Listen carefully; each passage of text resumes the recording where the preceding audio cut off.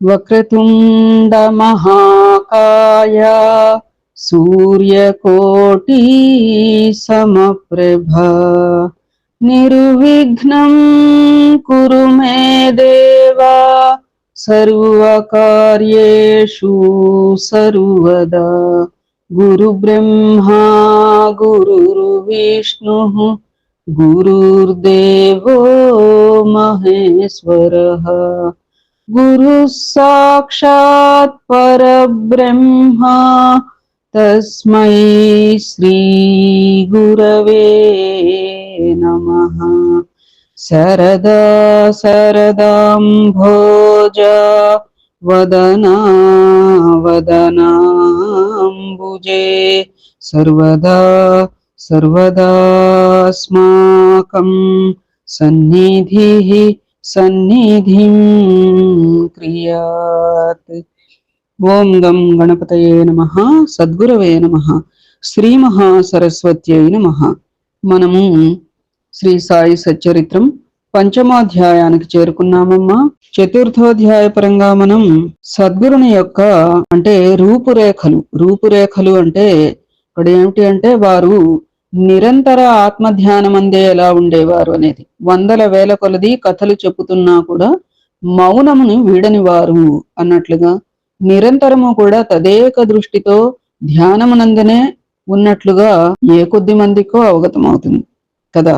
కానీ చూడటానికి అట్లా ఉన్నా కూడా ఆయన నిరంతర ఆత్మానుసంధానంలోనే మునిగి ఉండేవారు అని, తర్వాత వందల కొలది కథలు చెప్పుతున్నప్పటికీ కూడా మౌనమును తప్పిడివారు కాదని, మసీదు గోడకు ఎల్లప్పుడూ ఆనుకుని అందరికీ కూడా ఊదీ ప్రసాదాన్ని పంచుతూ ఉండేవారని, అట్లా ఇంకా అనేక అంశాలు. షిరిడీ క్షేత్రం కూడా సద్గురుని రాక వలన మాత్రమే అంతటి ప్రసిద్ధి చెందింది. ఏ రీతిగా అయితే పైఠాను ఏకనాథ్ మహారాజ్, సజ్జన్గఢ్ సమర్థ రామదాస స్వామి వారు ఆ రీతిగా షిరిడీ అనగానే శ్రీ సాయినాథుడే జ్ఞాపకం వస్తారు అని చెప్పి, తర్వాత గౌలి బువ అనేటువంటి ముదుసలి విఠోబా భక్తుని యొక్క అభిప్రాయం ఏమని, ఈ సద్గురు సాక్షాత్తు కూడా పండరినాథుని అవతారమే, దీనులను ఉద్ధరించడానికి అవతరించినటువంటి కారుణ్యమూర్తి అని చెప్పనటం. తర్వాత 3 వాడాలు ఏమేమిటవి, సాఠేవాడ, దీక్షిత్వాడ మరియు బూటివాడ. ఈ 3 వాడాలు కూడా నిర్మించినటువంటి అంశాలు అంతవరకు చెప్పుకున్నాం. ఏమ్మా తదుపరి నాడు కొనసాగించుకుందాం. అంశం పెండ్లివారితో కలిసి బాబా తిరిగి షిరిడి వచ్చుట. ఔరంగాబాద్ జిల్లాలో ధూప్ అను గ్రామం కలదు. అక్కడ ధనికుడగు మహమ్మదీయుడు ఒకడు ఉండెను. అతని పేరు చాంద్ పాటిల్. ఔరంగాబాదు పోవుచుండగా అతని గుర్రం తప్పిపోయాను. 2 మాసములు వెతికినను దాని అంతు దొరకకుండెను. అతను నిరాశ చెంది భుజముపై జీను వేసుకుని ఔరంగాబాద్ నుండి ధూప్ గ్రామమునకు పోవుచుండెను. సుమారొక 9 మైళ్ళు నడిచిన పిమ్మట ఒక మామిడి చెట్టు వద్దకు వచ్చెను. దాని నీడలో ఒక వింత పురుషుడు కూర్చొని ఉండెను. అతని తలపై టోపీ, పొడుగైన చొక్కా ధరించి ఉండెను. చంకలో సటకా పెట్టుకుని చిలుము త్రాగుటకు ప్రయత్నించుచుండెను.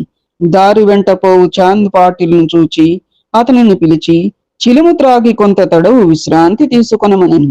జీను గురించి ప్రశ్నించెను. అది తాను పోగొట్టుకొనిన గుర్రముదని చాంద్ పాటిల్ బదులు చెప్పాను. ఆ దగ్గరలో ఉన్న కాలువ ప్రక్కన వెతకమని ఫకీరు చెప్పాను. అతడచటకు పోయి గడ్డి మేయిచున్న గుర్రమును చూచి మిక్కిలి ఆశ్చర్యపడెను. ఎందుకంటే అతను ఆ పరిసరాలన్నీ కూడా వెతికినే వస్తారు. వచ్చినాక మళ్ళీ వెళ్ళి చూడమనంటే అప్పుడు ఉంటుంది. అక్కడ ఏమిటి, గురువు యొక్క ఆజ్ఞ, గురుని యొక్క దర్శనం, గురుని యొక్క వాక్కుతో కూడినటువంటి పని జయప్రదం అవుతుంది. అంతకు ముందు వెతికి వేసారినా కూడా నిష్ఫలమైంది అన్నట్లుగా. ఈ ఫకీరు సాధారణ మనుజుడు కాడనియు గొప్ప ఔలియా అనగా సిద్ధ పురుషుడు అయి ఉండవచ్చుననియు అనుకొనెను. గుర్రమును తీసుకుని ఫకీరు వద్దకు వచ్చెను. చిలుము తయారుగా ఉండెను. కాని చిలుమును వెలిగించుటకు నిప్పు, గుడ్డను తడుపుటకు నీరు కావలసి ఉండెను. ఫకీరు సటకాను భూమిలోనికి గుచ్చగా నిప్పు వచ్చెను. మరలా అక్కడే సటకాతో నేలపై మోదగా నీరు వచ్చెను.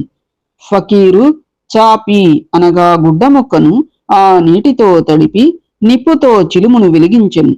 అటుల సిద్ధమైన చిలుమును ఆ ఫకీరు తాను పీల్చి తరువాత చాంద్ పాటిల్కు అందించెను. ఇదంతయు చూచి చాంద్ పాటిల్ ఆశ్చర్యచకితుడాయెను. ఫకీరును తన గృహమునకు అతిథిగా రమ్మని చాంద్ పాటిల్ వేడుకొనెను. ఆ మరుసటి దినమే ఫకీరు పాటిల్ ఇంటికి పోయి అచ్చట కొంతకాలం ఉండెను. ఆ పాటీలు గ్రామమునకు మునసబు. అతని భార్య తమ్ముని కొడుకు పెండ్లి సమీపించెను. అంటే అతని బావుమరిది కొడుకు పెండ్లి సమీపించిందట. పెండ్లి కూతురిది షిరిడీ గ్రామం. అందుచే కావలసిన సన్నాహములన్నీ చేసుకుని పాటీలు షిరిడీకి ప్రయాణమయ్యను. పెండ్లి వారితో కలిసి ఫకీరు కూడా బయలుదేరెను. ఎట్టి చిక్కులు లేక వివాహం జరిగిపోయెను.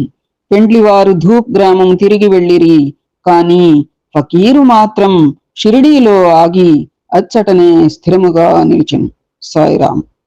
తదుపరి అంశం, ఫకీరుకు సాయి నామం ఎట్లు వచ్చెను.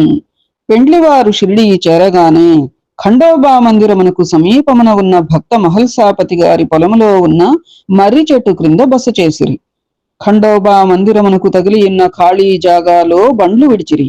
బండ్లలో ఉన్న వారొకరి తరువాత ఒకరు దిగిరి. ఫకీరు కూడా దిగెను. బండి దిగుచున్న యువ ఫకీరును చూచి భక్త మహల్సాపతి రండి సాయి అని స్వాగతించెను. తక్కిన వారు కూడా ఆయనను సాయి సాయి అని పిలువనారంభించిరి. అది మొదలు వారు సాయిబాబాగా ప్రఖ్యాతులైరి. సాయిరాం. తదుపరి అంశం, ఇతర యోగులతో సహవాసం. సాయిబాబా షిరిడీలో ఒక మసీదులో నివాసం ఏర్పరచుకొనిరి. బాబా షిరిడీకి రాక పూర్వమే దేవీదాసు అని యోగి షిరిడీలో ఎన్నో సంవత్సరముల నుండి నివసించుచుండెను. బాబా అతనితో సాంగత్యమునకు ఇష్టపడెను. అతనితో కలిసి కొంతకాలం మారుతి మందిరంలోనూ చావడిలోనూ ఉండెను. కొంతకాలం ఒంటరిగా ఉండెను. అంతలో జానకీదాసు గోసావి అని ఇంకొక యోగి అచ్చటకు వచ్చెను. బాబా అప్పుడప్పుడు ఈ యోగితో మాట్లాడుచుండెడివారు. లేదా బాబా ఉండు చోటికి జానకీదాస్ పోవుచుండెను. అటులనే పుణతాంబే నుండి ఒక వైశ్య యోగి షిరిడి వచ్చుచుండెడివాడు. ఆయన గృహస్థుడు. పేరు గంగగీర్. ఒకనాడు బాబా స్వయముగా కుండలతో నీళ్లు తెచ్చి పూల చెట్లకు పోయిచుండుట చూచి అతను షిరిడీ గ్రామస్తులతో ఇట్లనెను, ఈ మణి ఇచ్చట ఉండుటచే షిరిడీ పుణ్యక్షేత్రమైనది. ఈయన ఈనాడు కుండలతో నీళ్లు మోయిచున్నాడు. కాని ఈతను సామాన్య మానవుడు కాడు. ఈ నేల నిజముగా పుణ్యము చేసుకొనినది.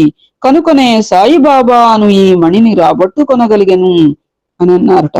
చూసారా, ఇది మనం సాయి లీలామృతంలో కూడా ఈ గంగగిరి గారి ఇది మనం చెప్పుకున్నాం కదా అమ్మా. ఈ అంశం ఎట్లాగంటే సాయినాథుల వారు ఇట్లాగే కుండలతో నీళ్లు తెచ్చి పోస్తూ ఉంటారు. గంగగిరి గారు భక్తులతో ప్రసంగంలాగా ఇట్లా మాట్లాడుతూ ఉంటారు.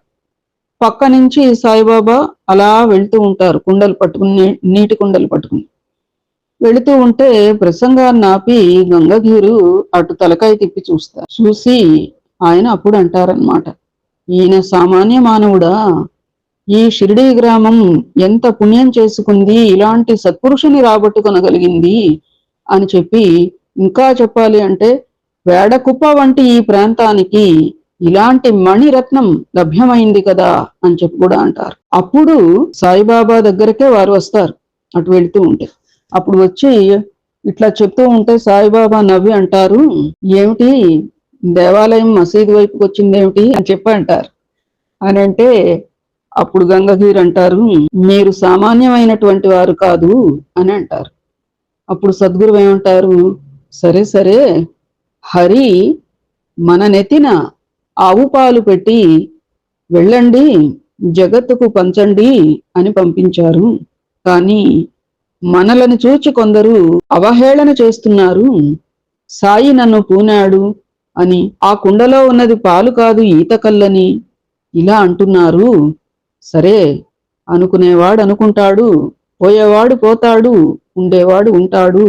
మన బాధ్యత మనం సక్రమంగా నిర్వహించుకుని పోదాం అని నవ్వి వెళ్ళిపోతారు. అంటే ఏమిటమ్మా అర్థం? మీకు జ్ఞాపకం వచ్చింది కదా, ఇది సాయి లీలామృతంలో అమ్మా అనే మనం చెప్పుకున్నాం. ఏమిటి అంటే ఎప్పుడైతే ప్రజలలో సత్ప్రవర్తనకి అవసరపడుతుందో, ధర్మ పరిరక్షణార్థం కొంతమంది మహాపురుషుల్ని భూమిపైకి ఉద్భవింపచేస్తూ ఉంటారు. అంటే ఏమిటి?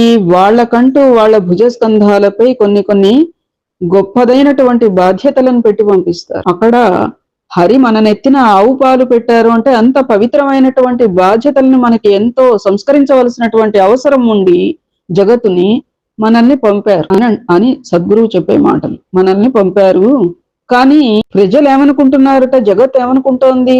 అందుకు పూర్తి భిన్నంగా అది ఆవు పాలు కాదు ఈతకల్లు అనేవాళ్ళు ఉంటున్నారు. అంటే ఏమిటి? అదంతా మిథ్య, ఆయన నమ్మకండి, ఒట్టి మాటలు అన్నట్లుగా. కొంతమంది సాయి నన్ను పూనాడు అని అంటే ఏమిటి? ఆయన పేరు అడ్డం పెట్టుకుని, సద్గురువు పేరు అడ్డం పెట్టుకుని ప్రజలని సద్గురువు అనే కాదమ్మా, గొప్ప గొప్ప వాళ్ళ పేర్లు, ఇట్లాంటి సత్పురుషుల పేర్లు అడ్డం పెట్టుకుని మిగతా ప్రజలని పక్కదావలు పట్టించటం, లేదు లాభార్జనలు గడించటం కూడా చాలా సర్వసాధారణమైపోతోంది కాలంలో కదా. అట్లా సాయి నన్ను పూనాడు అంటే అది. మూడో మాట ఏమన్నారు? పోయేవాడు పోతాడు, ఉండేవాడు ఉంటాడు, మన బాధ్యత మనం సక్రమంగా నిర్వహించుకుని మనం పోదాం. ఎన్నెన్ని అగచాట్లు పడుతున్నారమ్మా మహనీయులు జగత్తుపై. లౌకిక ధికారాలకి ఎంత గురి అయ్యారు, ఎన్నెన్ని విమర్శలకు గురి అయ్యారు. అసలంటూ జగత్తులోకి వచ్చారా?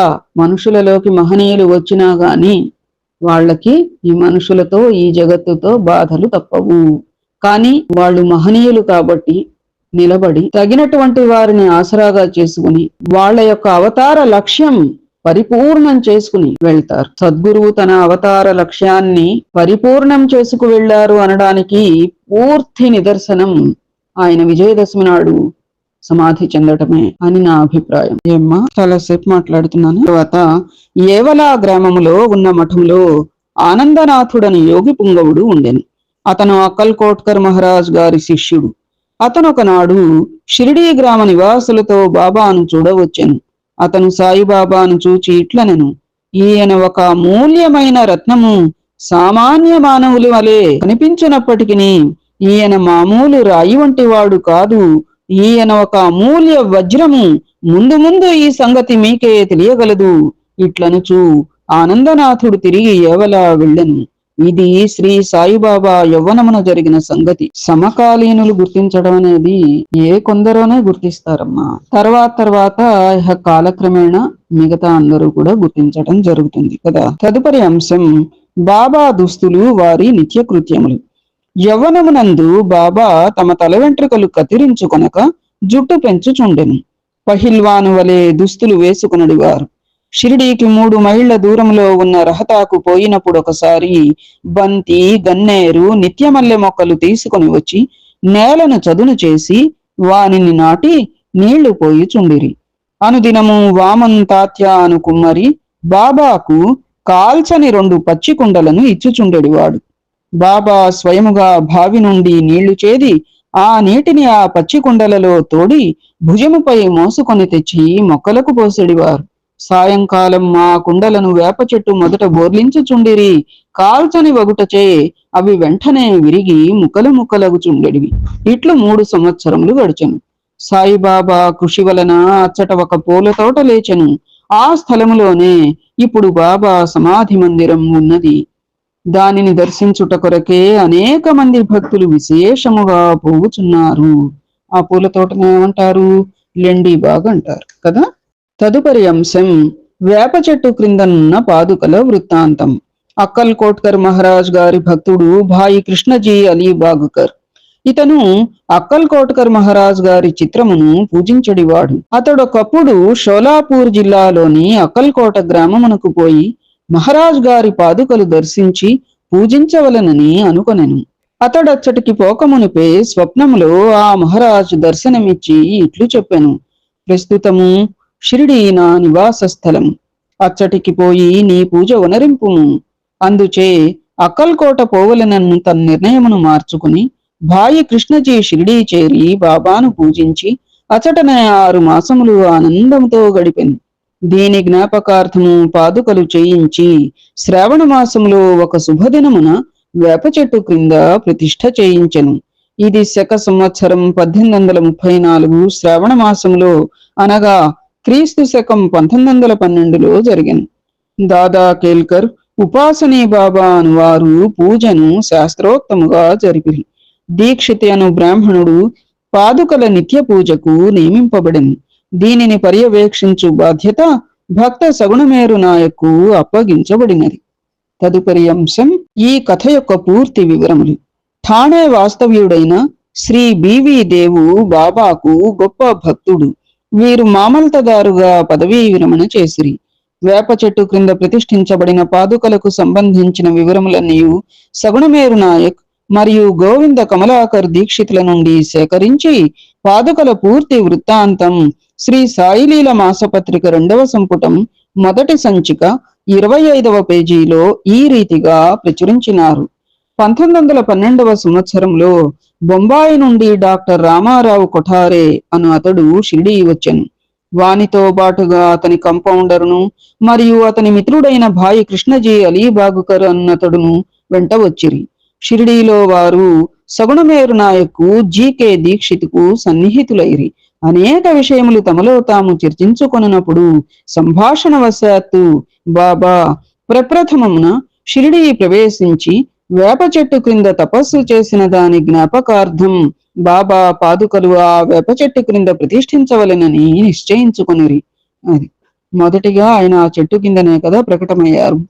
తదుపరి కదా పెళ్లి బృందంతో ఆ మహల్సా గారి పొలంలో మర్రి చెట్టు కింద బండిలోంచి దిగింది. తదుపరి ముందరగా అసలు ప్రకటమైంది వేప చెట్టు క్రిందనే. అందుకని ఆ జ్ఞాపకార్థం పాదుకలు బాబా పాదుకలు వేప చెట్టు క్రింద ప్రతిష్ఠిస్తే ఎట్లా ఉంటుంది అని చెప్పి ఈ సగుణమేరు నాయక్ గారు, జీకే దీక్షిత్, భాయి కృష్ణజీ వీళ్ళు చర్చించుకున్నారన్నమాట.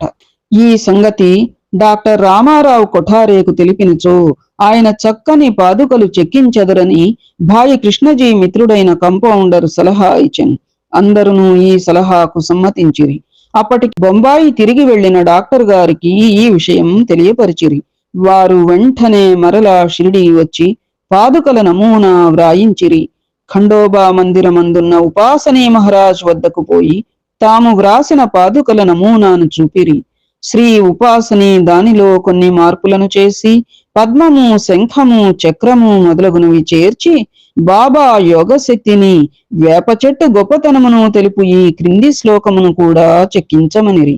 సదానింబ వృక్షస్య మూలాధివాసాత్ సుధాశ్రావిణం తిక్తమప్యప్రియం తం తరుం కల్పవృక్షాధికం సాధయంతం నమామీశ్వరం సద్గురుం సాయినాథం. ఉపాసనీ సలహాలను ఆమోదించి పాదుకలు బొంబాయిలో చేయించి కంపౌండర్ ద్వారా పంపిరి. శ్రావణ పౌర్ణమి నాడు స్థాపన చేయమని బాబా ఆజ్ఞాపించెను. ఆనాడు 11 గంటలకు జీకే దీక్షిత్ తన శిరస్సుపై పాదుకలు పెట్టుకుని ఖండోబా మందిరము నుండి ద్వారకామాయికి ఉత్సవముతో వచ్చిరి. బాబా ఆ పాదుకలను స్పృశించి అవి భగవంతుని పాదుకలని నుడివెను. వానిని వేప చెట్టు మూలమున ప్రతిష్ఠింపుడని ఆదేశించెను. సాయిరాం.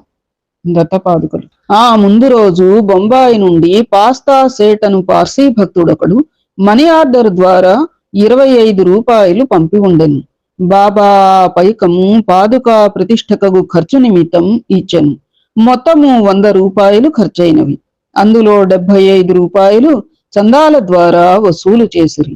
మొదటి 5 సంవత్సరములు జీకే దీక్షిత్ ఈ పాదుకలకు పూజ చేశాను. తరువాత లక్ష్మణ్ కచేశ్వర్ జాఖడే అను బ్రాహ్మణుడు, అంటే నాను మామ పూజారు అన్నమాట, పూజ చేయుచుండెను. మొదటి 5 సంవత్సరములు నెలకు 2 రూపాయల చొప్పున డాక్టర్ కొఠారే దీపపు ఖర్చు నిమిత్తం పంపుచుండెను. పాదుకల చుట్టూ కంచె కూడా పంపెను. ఈ కంచెయు పైకప్పును కోపర్గాం స్టేషన్ నుండి షిరిడీ తెచ్చుటకు 7 రూపాయల 8 పైసలేమో మరి ఖర్చు సగుణమేరు నాయక్ ఇచ్చెను. ప్రస్తుతం జాఖడే పూజ చేయుచున్నాడు. సగుణుడు నైవేద్యమును దీపమును పెట్టుచున్నాడు. మొట్టమొదట భాయి కృష్ణజీ అక్కల్ కోట్కర్ మహారాజ్ భక్తుడు. 1912వ సంవత్సరంలో వేప చెట్టు క్రింద పాదుకలు స్థాపించినప్పుడు అక్కల్ కోటకు పోవచ్చు మార్గ మధ్యమమున షిరిడీ యందు దిగను. బాబా దర్శనం చేసిన తరువాత అక్కల్కోట గ్రామమునకు పోగులనని అనుకుని బాబా వద్దకేగి అనుమతినిమ్మనను. అప్పుడు బాబా ఇట్లనెను, అక్కల్కోటలో ఏమున్నది, అక్కడికేల పోయేదవు? అక్కడ ఉండే మహారాజ్ ప్రస్తుతం ఇక్కడనే ఉన్నారు, వారే నేను. ఇది విని భాయి కృష్ణజీ అక్కల్కోట వెళ్ళుట మానుకొనెను. పాదుకల స్థాపన తరువాత అనేక పర్యాయములు షిరిడీ యాత్ర చేసెను. హేమాడ్ పంతునకు ఈ వివరములు తెలిసి ఉండవు. తెలిసి ఉన్నచో సచరిత్రలో వ్రాయుట మాని ఉండరు.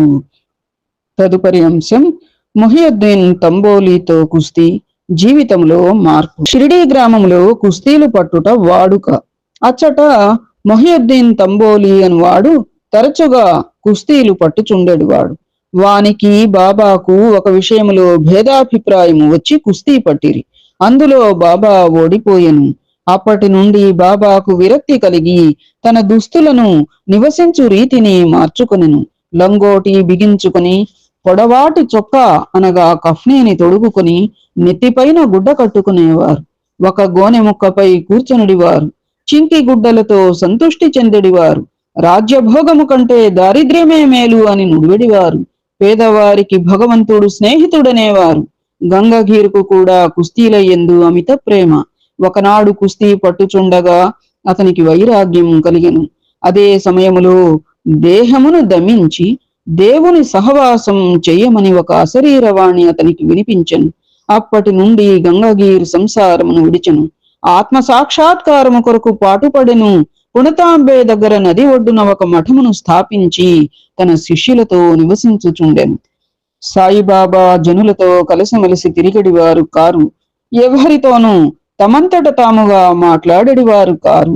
ఎవరేదైనా అడిగినా ఆ అడిగిన దానికి మాత్రం జవాబిచ్చువారు. దినములో ఎక్కువ భాగం వేప చెట్టు నీడయందు, అప్పుడప్పుడు ఊరవతల ఉన్న కాలువ ఒడ్డున గల తుమ్మ చెట్టు నీడన కూర్చునుడివారు. తుమ్మ చెట్టుకి అసలు ఏం నీడుంటుందమ్మా పాపం కదా. సాయంకాలం ఊరుకనే కొంత దూరం నడిచెడివారు. ఒక్కొక్కసారి నీమ్గావ్ పోవుచుండెడివారు. నీమ్గాంలో బాబాసాహెబ్ త్రేంబక్ డెంగ్లే అనునతని ఇంటికి తరచుగా పోవువారు. బాబాసాహెబ్ డెంగ్లే యందు సాయిబాబాకు మిక్కిలి ప్రేమ. అతని తమ్ముని పేరు నానాసాహెబ్. అతను 2 వివాహములు చేసుకున్నను సంతానం కలుగలేదు. బాబాసాహెబ్ డెంగ్లే తన సోదరుని సాయిబాబా వద్దకు పంపెను. బాబా అనుగ్రహముచే నానాసాహెబుకు పుత్ర సంతానం కలిగెను. అప్పటి నుంచి బాబాను దర్శించుటకు ప్రజలు తండోపతండములుగా రాసాగిరి. వారి కీర్తి అంతటను వెల్లడి ఆయను. అహ్మద్ నగర్ వరకు వ్యాపించెను. అక్కడ నుండి నానాసాహెబ్ చందోర్కర్, కేశవ్ చిదంబర్ మొదలుగా గల అనేక మంది షిరిడీకి వచ్చుట ప్రారంభించిరి. దినమంతయు బాబాను భక్తులు చుట్టి ఉండేడివారు. రాత్రులందు బాబా పాడుపడిన పాత మసీదునందే శయనించుచుండెను. పొగ పీల్చుకొని చిలింగొట్టం, కొంత పొగాకు, ఒక రేకు డబ్బా, కఫని, తలగుడ్డ, ఎల్లప్పుడూ దగ్గర ఉంచుకొని సటక మాత్రమే అప్పటిలో ఆయనకి ఉన్న సామానులు. తలపై ఒక గుడ్డను చుట్టి దాని అంచులను జడవలే మెలిబెట్టి ముడివేసి ఎడమ చెవిపై నుంచి వెనుకకు వ్రేలాడునట్లు వేసుకునివారు. తమ దుస్తులను వారముల తరపడి ఉతకకుండా ఉంచువారు. చెప్పులను తొడిగేవారు కారు. దినమంతయు గోనెగుడ్డపైనే కూర్చునిడివారు. లంగోటి కట్టుకొనిడివారు. చలిని కాచుకొనుటకు ధునికెదురుగా మసీదు ఈశాన్య భాగములో గల కొయ్య చేపట్టుపై తమ ఎడమ చేతి నానించి దక్షిణాభిముఖముగా కూర్చునిడివారు. ఆ ధునిలో అహంకారమును, కోరికలను, ఆలోచనలను ఆహుతి చేసి అల్లాయే యజమాని అని పలికేవారు. మసీదులో 2 గదుల స్థలము మాత్రం ఉండెను. భక్తులందరూ అచటనే బాబాను దర్శించుచుండిరి. 1912 తదుపరి మసీదుకు కొన్ని మార్పులు చేయబడినవి. పాత మసీదును మరామతు చేసి నేలపైన నగిషీరాళ్లు తాపన చేసిరి. బాబా ఈ మసీదుకు రాకపూర్వం తాకియా అనగా రచ్చలో చాలా కాలం నివసించిరి. బాబా తమ కాళ్లకు చిన్న గజ్జెలు కట్టుకుని సొగసుగా నాట్యము చేసేడివారు. భక్తిపూర్వకమైన పాటలను పాడేడివారు. తదుపరి అంశం నీళ్లను నూనెగా మార్చుట. సాయిబాబాకు దీపములన్న చాలా ఇష్టం. ఊరిలో నూనెను విక్రయించు షాహుకారులను నూనె అడిగి తెచ్చి మసీదు నందు రాత్రి అంతయు దీపములు వెలిగించుచుండెడివారు. కొన్నాళ్ళిట్లు జరిగెను. ఒకనాడు నూనె ఇచ్చు దుకాణదారులందరూ కూడబలుకుకొని బాబాకు నూనె ఇయ్యకూడదని నిశ్చయించుకొనిరి. బాబా వారి దుకాణములకు ఎప్పటి వలె పోగా నూనె లేదు అనిరి. బాబా కలత చెందక ఒట్టి ఒత్తులు మాత్రమే ప్రమిదలలో పెట్టి ఉంచెను. నూనె వ్యాపారులు ఆసక్తితో ఇది ఎంతయు గమనించుచుండిరి. అడుగున 2-3 నూనె చుక్కలు మిగిలి ఉన్న తమ రేకు డబ్బాలో నీటిని పోసి కలియబెట్టి ఆ నీటిని త్రాగివేసిరి. ఈ విధముగా రేకు డబ్బాలోని నూనె అవశేషమును పావనము చేసిన పిమ్మట మరల డబ్బాతో నీరు తీసుకుని ఆ నీటిని ప్రమిదలలో నింపెను. దూరముగా నిలిచి పరీక్షించుచున్న దుకాణదారులు విస్మయమందునట్లు ప్రమిదలన్నయ్యూ తెల్లవారుదాకా చక్కగా వెలుగుచుండెను. ఇదంతయు చూచి ఆ షాహుకారులు పశ్చాత్తాపపడి బాబాను మన్నింపుమని కోరిరి. బాబా వారిని క్షమించి ఇకపైనను సత్యమునంటి పెట్టుకొనుడని హితవు చెప్పి పంపివేసిరి. ఏమన్నారు? నీకు ఇష్టముంటే ఇవ్వు, లేకపోతే ఇష్టం లేదని చెప్పేసెయ్యి, అంతేగాని ఉండి లేదని మాత్రం అబద్ధాలు చెప్పవద్దు అని అంటారు కదా. తదుపరి అంశం జవహర్ అలీ అను కపట గురువు. పైన వివరించిన కుస్తీ జరిగిన 5 ఏండ్ల తరువాత అహ్మద్నగర్ నుండి జవహర్ అలీ అను ఫకీర్ ఒకడు శిష్యులతో రహతా వచ్చెను. వీరభద్ర మందిరమునకు సమీపమున ఉన్న స్థలములో దిగెను. ఆ ఫకీరు బాహా చదువుకున్నవాడు, ఖురానంతయు వల్లించగలడు, మధుర భాషణుడు. ఆ ఊరిలోని భక్తులు వచ్చి వానిని సన్మానించుచు గౌరవంతో చూచుచుండెడివారు. వారి సహాయముతో వీరభద్ర మందిరమునకు దగ్గరగా ఈద్గా అను గోడను నిర్మించుటకు పూనుకొనెను. ఈదుల్ ఫితర్ పండగ నాడు మహమ్మదీయులు నిలుచుకొని ప్రార్థించు గోడయే ఈద్గా. ఈ విషయములో వివాదము లేచి అది ఘర్షణలకు దారి తీసెను. దానితో జవహర్ అలీ రహతా విడిచి షిరిడీ చేరి బాబాతో మసీదు నందు ఉండసాగెను. ప్రజలు వాని తీపి మాటలకు మోసపోయిరి. అతను బాబాను తన శిష్యుడు అని చెప్పువాడు. బాబా అందుల కడ్డు చెప్పక శిష్యుని వలనే మసలుకొనెను. తరువాత గురు శిష్యులిద్దరూ రహతాకు పోయి అచ్చట నివసించుటకు నిశ్చయించుకొనిరి. గురువునకు శిష్యుని శక్తి ఏహీ తెలియకుండెను. శిష్యునికి మాత్రం గురువు యొక్క లోపములు బాగా తెలియను. అయినప్పటికీ బాబా ఆ కపట గురువునెప్పుడు గౌరవించక శిష్య ధర్మమును శ్రద్ధగా నెరవేర్చుచుండెడివారు. అప్పుడప్పుడు వారిరువురు షిరిడీకి వచ్చి పోవుచుండెడివారు, కాని అధికముగా రహతాలోనే నివసించెడివారు. షిరిడీలోని సాయి భక్తులకు బాబా ఆ విధముగా రహటాలో ఉండుట ఎంత మాత్రం ఇష్టం లేకుండెను. అందుచే వారందరూ కలిసి సాయిబాబాను మరలా షిరిడీకి పిలుచుకొని వచ్చుటకు రహతా వెళ్ళిరి. వారు రహతాలో ఈద్గా వద్ద ఉన్న బాబాను ఒంటరిగా చూచి వారిని తిరిగి షిరిడీ తీసుకొని పోవుటకై వచ్చినాము అని చెప్పిరి. జవహర్ అలీ ముక్కోపి అని, ఆయన తనను విడిచిపెట్టడని, అందువలన వారు తన యందు ఆశ విడిచి ఫకీరు అక్కడకు వచ్చే లోపలే షిరిడీ మరలి వెళ్ళుట మంచిది అని బాబా వారికి సలహా ఇచ్చెను. వారిట్లు మాట్లాడుకొనుచుండగా జవహర్ అలీ అక్కడకు వచ్చి బాబాను తీసుకొని పోవుటకు ప్రయత్నించుచున్న షిరిడీ ప్రజలపై మండిపడెను. కొంత వాదోపవాదములు జరిగిన పిమ్మట గురు శిష్యులిద్దరూ తిరిగి షిరిడీ పోవుటకు నిర్ణయమైనది. వారు షిరిడీ చేరి అచ్చటనే నివసించుచుండిరి. కొన్ని దినముల పిమ్మట దేవీదాసు ఆ కపట గురువును పరీక్షించి అతని బండారం బయటపెట్టెను. చాంద్ పాటిల్ పెండ్లి బృందముతో బాబా షిరిడీకి వచ్చుటకు 12 సంవత్సరముల ముందే 10-12 ఏళ్ల వయస్సులో దేవీదాసు షిరిడీ చేరెను. వారు మారుతి దేవాలయములో ఉండెడివారు. దేవీదాసు చక్కని అంగసౌష్ఠవము, తేజోవంతములైన నేత్రములు కలిగి నిర్వ్యామోహితావతారము వలె, జ్ఞాని వలె కనపడుచుండెను. తాత్యా పాటిల్, కాశీనాథ్ షింపి మొదలుగా గల అనేక మంది దేవీదాసును తమ తమ గురువుగా భావించెడివారు. వారు జవహర్ అలీని దేవీదాసు వద్దకు తీసుకొని వచ్చిరి. వారి మధ్య జరిగిన వాదములో జవహర్ అలీ చిత్తుగా ఓడిపోయి షిరిడీ నుండి పలాయనం చిత్తగించెను.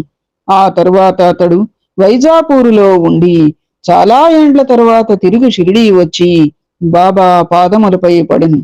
తాను గురువు, సాయిబాబా శిష్యుడు అను భ్రమ వాని మనస్సు నుండి తొలగి తన ప్రవర్తనకు పశ్చాత్తాపపడెను.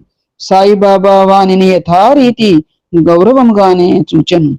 ఈ విధముగా శిష్యుడు గురువును ఎట్లు సేవింపవలెనో, ఎట్లు అహంకార మమకారములను విడిచి గురు శుశ్రూష చేసి తుదకు ఆత్మ సాక్షాత్కారమును పొందవలెనో బాబా ఆచరణాత్మకముగా నిరూపించెను. ఈ కథ భక్త మహల్సాపతి చెప్పిన వివరముల ఆధారముగా వ్రాయబడినది. ఇది పంచమాధ్యాయం సంపూర్ణం. ఏతత్ఫలం సర్వం సద్గురుచరణారవిందార్పణమస్తు. సద్గురవే నమః. శ్రీమాత్రే నమః. శ్రీ సీతారామ లక్ష్మణ భరత శత్రుఘ్న సహిత హనుమతే నమః. జై శ్రీరామ్. సర్వే జనా సుఖినో